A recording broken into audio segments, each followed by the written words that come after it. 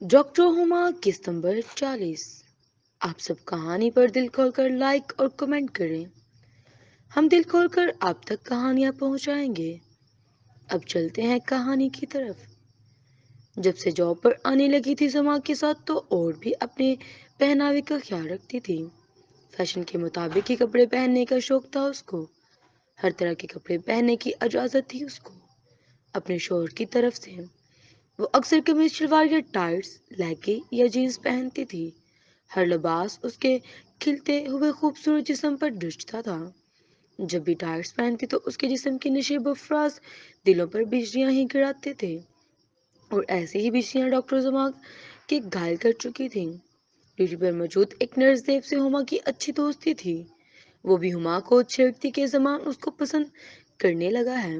زیب نے اس وقت یہ بات کی جب سما کے ایک مریض کو دیکھنے گیا ہوا تھا۔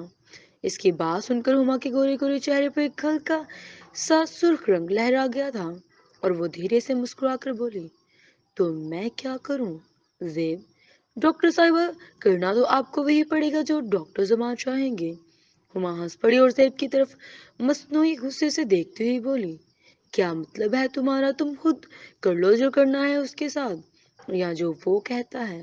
زیب مسکرائی، ہائے، میں تو فوراً تیار ہو جاؤں گی اگر زمان صاحب مجھے ایک بار بھی اشارہ کرتے۔ ہما بھی اس کی بات پر ہنسنے لگی اور تھوڑی شرماتی ہوئی بولی، تم تو ایسے کہہ رہی ہو جیسے تمہارے اندر کوئی بہت ہی زیادہ آگ لگی ہوئی ہو۔ لگتا ہے کہ تمہارا دل ڈاکٹر زما پہ آ گیا ہے۔ زیب ہنسی، کیا کروں، ڈاکٹر زما ہیں ہی اتنے ہینڈسم اور سمارٹ کہ ان پر دل آ جانا کوئی بڑی بات نہیں۔ ہما، پھر تمہاری اس عاشق کا کیا جو اکثر تم کو ملنے آتا ہے؟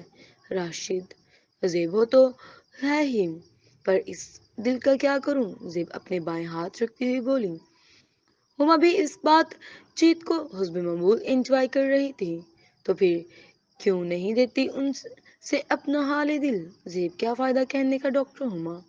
زیب اپنے چہرے پر تھوڑی سی شرارت اور تھوڑی مایوسی لاتی ہوئی بولی، ہما کیوں فائدہ کیوں نہیں؟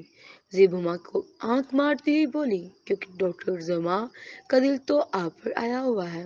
قسط نمبر 41 دیکھنے کے لیے جلدی سے اس ویڈیو کو شیئر کریں، لائک کریں اور میرے سبسکرائبر بن جائیں۔